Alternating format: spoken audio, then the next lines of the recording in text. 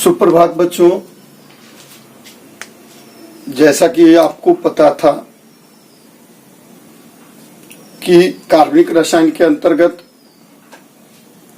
हम लोग बहुलक चैप्टर के बारे में आज सिस्टमैटिक रूप से उसके बृहद स्वरूप को देखेंगे। मैंने पिछले दिन आप लोगों को बहुलक के बारे में कुछ बातें बताया था। आज फिर से उसको देखते हुए हम लोग आगे के बिंदुओं को देखेंगे। सबसे पहले आता है बहुलक, नहीं बहुलक पॉलीमर। तो बहुलक क्या है? तो यहां पर मैंने उसको अंकित कर दिया है कि बहुलक जो है पॉलीमर वह क्या है। तो कई निम्न आणविक द्रव्यमान वाले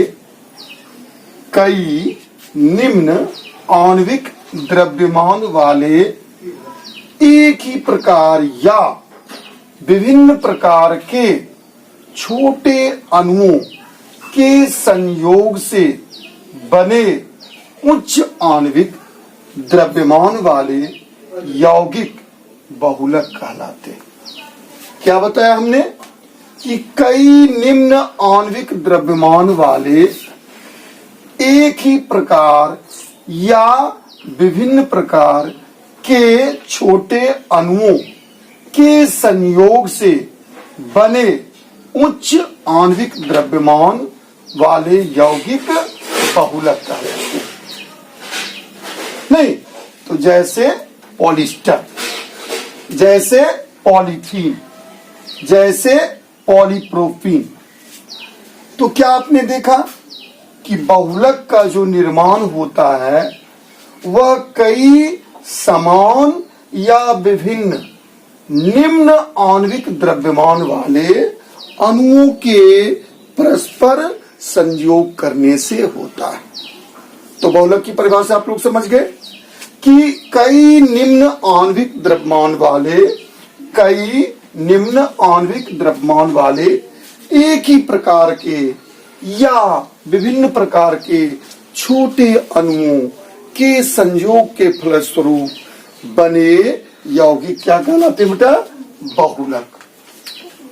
अब इस बहुलक का जो निर्माण होता है, नहीं ये जो कई निम्न आणविक द्रव्यमान वाले जो अणु हैं उसको हम लोग बोलते हैं एकलक। क्या बोलते हैं? एकलक। ये जो निम्न आणविक द्रव्यमान वाले एक ही प्रकार के या विभिन्न प्रकार के जो अणु हैं उसको हम लोग बोलते हैं एकलक, मोनोमर। तो इसकी परिभाषा क्या है कि निम्न आणविक द्रव्यमान वाले छोटे अणु एकलक कहलाते हैं। एकलक क्या है? तो निम्न आणविक द्रव्यमान वाले छोटे अणु एकलक कहलाते हैं। जैसे पॉलीथीन का एकलक क्या है? एथीन। अर्थात एथीन से ही पॉलीथीन बनते हैं। जब कई एथीन समूह एक साथ संयोग करते हैं तो क्या बनता है? पॉलीथीन। तो आपने क्या देखा एकलक का की परिभाषा के रूप में कि एकलक निम्न आणविक द्रव्यमान वाले छोटे अणु होते हैं, या इसको क्या कहेंगे कि निम्न आणविक द्रव्यमान वाले छोटे अणु को एकलक कहते हैं। नहीं, निम्न आणविक द्रव्यमान वाले छोटे अणु एकलक कहलाते हैं। तो एकलक के बारे में आपने देख लिया। दूसरा आ गया उसी का क्या? बहुलक। तो इसके बारे में भी आपने देख लिया। तो अब ये बात क्लियर हो गई होगी कि बहुलक, नहीं तो बहुलक के बारे में क्या हमने बताया कि कई निम्न छोटे अनुभार वाले समान या असमान अणुओं के संयोग से बने यौगिक को क्या कहते हैं? बहुलक। नहीं। और एकलक के बारे में क्या बताया? तो निम्न आणविक द्रव्यमान वाले, निम्न आणविक द्रव्यमान वाले छोटे अणुओं को क्या कहते हैं? एकलक, मोनोमर। क्लियर? अब हम लोग इस बहुलक को जो बांटे, इस बहुलक को जो बांटा गया है, तो संरचना के आधार पर जो इसका वर्गीकरण किया गया है और एक सामान्यतः हम लोग इसका वर्गीकरण करते हैं, तो संरचना के आधार पर जो बहुलक को हम लोग बांटे हैं वो 3 भाग में बांटे हैं। कितने भाग में बांटे हैं? 3 भाग में बांटे हैं। एक को हम लोग बोलते हैं रैखिक बहुलक। क्या बोलते हैं? रैखिक बहुलक। दूसरा जो है साखित बहुलक है, और तीसरा त्रियक बंधित बहुलक है। पहला को क्या बोलते हैं? रैखिक बहुलक, दूसरा को साखित बहुलक, और तीसरा को त्रियक बंधित बहुलक। फिर से देखा जाए, संरचना के आधार पर बहुलक को 3 भागों में बांटा गया है। पहला रैखिक बहुलक, दूसरा साखित बहुलक, और तीसरा त्रियक बंधित बहुलक। अब रैखिक बहुलक क्या है? रैखिक बहुलक में क्या होता है? तो रैखिक बहुलक में जो बहुलक होते हैं रैखिक बहुलक के अंतर्गत, वे लंबी या सीधी श्रृंखला के रूप में व्यवस्थित रहते हैं।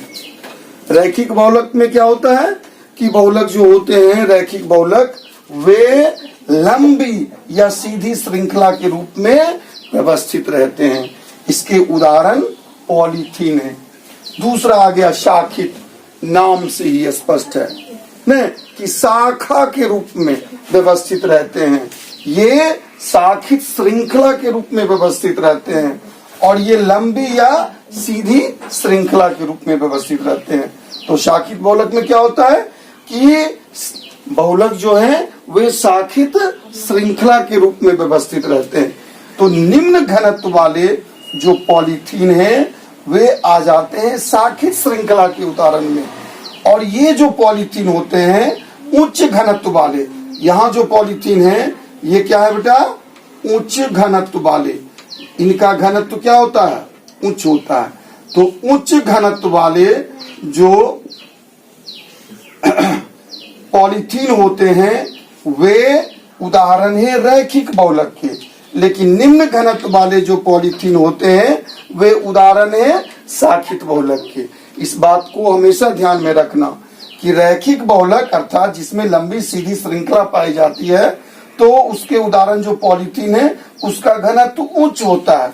लेकिन जो शाखित बहुलक होते हैं जिसमें शाखित श्रृंखला पाई जाती है, उसके उदाहरण में जो पॉलीथीन होते हैं इसके घनत्व क्या होते हैं? निम्न होते हैं। यहाँ कंफ्यूजन बच्चों को होती है, क्योंकि पॉलीथीन बच्चे दिमाग में रखते हैं कि इसका उदाहरण पॉलीथीन है, तो पॉलीथीन में यहाँ घनत्व क्या है? उच्च है, और यहाँ क्या है? घनत्व निम्न है। तीसरा प्रकार जो है वह त्रियक बंधित बहुलक। त्रियक बंधित बहुलक। तो त्रियक बंधित बहुलक में क्या होता है बेटा कि द्वि या त्रिक्रियाशील मूलक युक्त, द्वि या त्रिक्रियाशील मूलक युक्त एकलक के द्वारा इनका निर्माण होता है। त्रियक बंधित जो बहुलक होते हैं इसका निर्माण कैसे होता है? तो द्वि या त्रिक्रियाशील मूलक युक्त एकलक द्वारा इसका निर्माण होता है। बेकेलाइट इसके उदाहरण है। तो आपने क्या देखा कि संरचना के आधार पर जो है हम बहुलक को 3 भागों में बांटते हैं। पहला रैखिक बहुलक, दूसरा शाखित बहुलक, तीसरा त्रियक बंधित बहुलक। तो रैखिक बहुलक में क्या होती है? लंबी सीधी श्रृंखला होती है। इसके उदाहरण में कौन है? तो उच्च घनत्व वाले पॉलीथीन है। शाखित बहुलक में क्या होती है? शाखित श्रृंखला होती है। इसके उदाहरण में निम्न घनत्व वाले पॉलीथीन इसके उदाहरण है। और त्रियक बंधित में क्या होती है कि द्वि या त्रिक्रियाशील मूलक युक्त एकलक इसमें रहते हैं। नहीं, द्वि या त्रिक्रियाशील मूलक युक्त एकलक द्वारा ये बनते हैं। तो बेकेलाइट इसके उदाहरण है। अब दूसरा, सामान्यतः हम लोग जो है निर्माण के आधार पर हम लोग किसी चीज को बांटते हैं, नहीं कि नेचुरल थिंग्स है या मैन मेड थिंग्स है, प्राकृतिक है या मानव निर्मित है। तो उसी ढंग से हम लोग बहुलक को भी पुनः इसके आधार पर दो भागों में बांटे। एक को बोलते हैं प्राकृतिक बहुलक और दूसरे को बोलते हैं संश्लेषित बहुलक। इसी संश्लेषित बहुलक में एक बहुलक आ जाता है, कुछ लेखकों ने उसका भी वर्णन किया है, उसको हम लोग अर्ध संश्लेषित बहुलक भी बोलते हैं। एक को बोलते हैं संश्लेषित बहुलक और दूसरे को अर्ध संश्लेषित बहुलक हम लोग बोलते हैं। तो संश्लेषित एवं अर्ध संश्लेषित, या इसको आप कर सकते हैं कि प्राकृतिक बहुलक, संश्लेषित बहुलक और तीसरा अर्ध संश्लेषित बहुलक।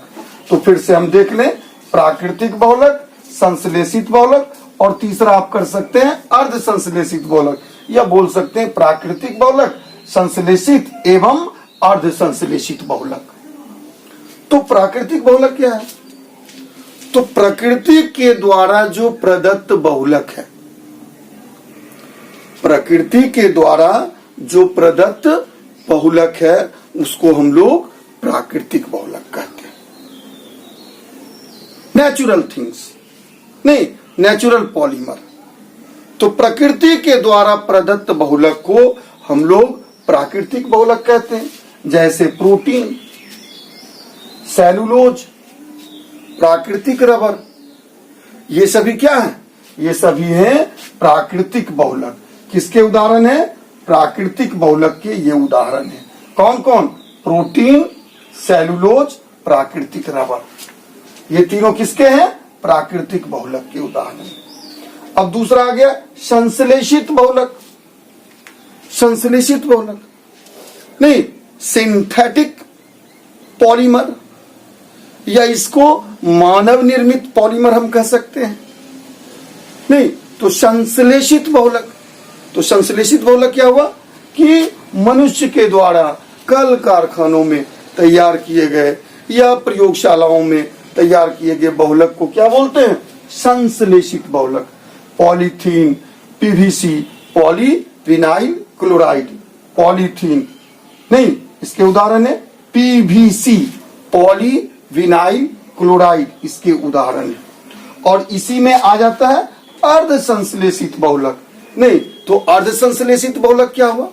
तो इसको थोड़ा सा ध्यान दिया जाए कि जो प्राकृतिक बहुलक है, जैसे रबर, प्राकृतिक रबर, तो प्राकृतिक रबर को जब हम प्राप्त करते हैं तो उसको हम दैनिक जीवन में उपयोग में नहीं ला सकते हैं। जिस प्रकार से शुद्ध सोना से कोई भी आभूषण बनाया नहीं जा सकता है, उसी प्रकार से जो प्राकृतिक रबर हम प्राप्त करते हैं, उस प्राकृतिक रबर का दैनिक जीवन में हम उपयोग नहीं ला पाएंगे जब तक कि उसमें गंधक नहीं मिलाते हैं, जब तक कि उसमें गंधक नहीं मिलाते हैं। तो प्राकृतिक रबर है नहीं, और प्राकृतिक रबर को हम लोग गंधक मिला करके उसको परिवर्तित कर दिए, तो उसी को बोलते हैं वल्कनीकृत रबर, उसी को बोलते हैं गंधकीकृत रबर या वल्कनीकृत रबर। तो प्राकृतिक रबर में गंधक मिलाने की प्रक्रिया जो है उसी को हम लोग वल्कनीकरण कहते हैं, और इस प्रक्रम में जो प्राप्त रबर होता है उसको वल्कनीकृत रबर कहते हैं, जो अर्ध संश्लेषित बहुलक का उदाहरण है। यह किसका उदाहरण है? अर्ध संश्लेषित बहुलक का। फिर से देखा जाए कि सामान्यतः हम लोग जो बहुलक को बांटे हैं वो दो भाग में, एक प्राकृतिक नेचुरल और दूसरा संश्लेषित, नहीं संश्लेषित सिंथेटिक। इसी में संश्लेषित एवं अर्ध संश्लेषित, तो दो प्रकार हुआ, एक प्राकृतिक नेचुरल, इसके उदाहरण में क्या क्या आ गए? प्रोटीन, सेलुलोज, प्राकृतिक रबर। और संश्लेषित के उदाहरण क्या आ गए? Polythene, PVC, polyvinyl chloride. इसी में आ गया अर्ध संश्लेषित, तो इसके उदाहरण आ गए वल्कनीकृत रबर, अर्थात वैसा रबर नहीं जिसमें गंधक मिला हुआ रहे।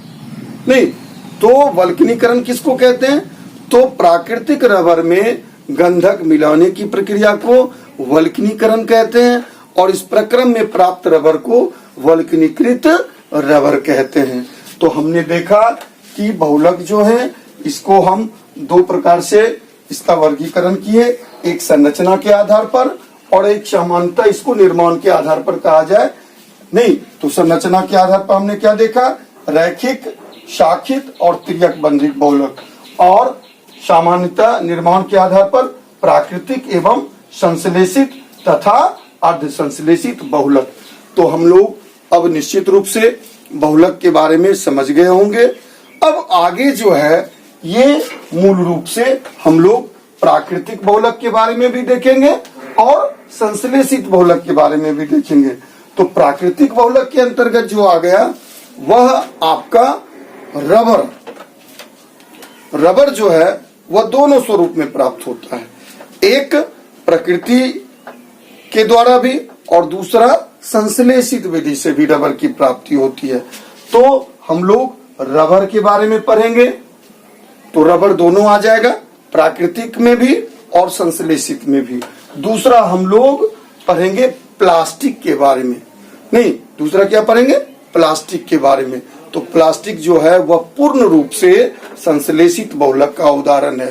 प्लास्टिक उच्च अनुभार वाला बहुलक है, और इसकी थोड़ी सी चर्चा हम पिछले क्लास में किए थे कि प्लास्टिक दो प्रकार का होता है, एक को उष्मीय प्लास्टिक बोलते हैं, दूसरे को ऊष्मादृढ़ बोलते हैं, थर्मोप्लास्टिक और थर्मोसेटिंग प्लास्टिक। तो अब हम लोग संश्लेषित बहुलक जो है वह दो विधि से तैयार किया जाता है, एक योगशील अभिक्रिया के द्वारा, उसको योगशील बहुलक कहते हैं, और दूसरा संघनन अभिक्रिया के द्वारा, उसको संघनित बहुलक कहते हैं। तो आगे हम लोग योगशील बहुलक और संघनित बहुलक के बारे में अध्ययन प्राप्त करेंगे। Okay bye.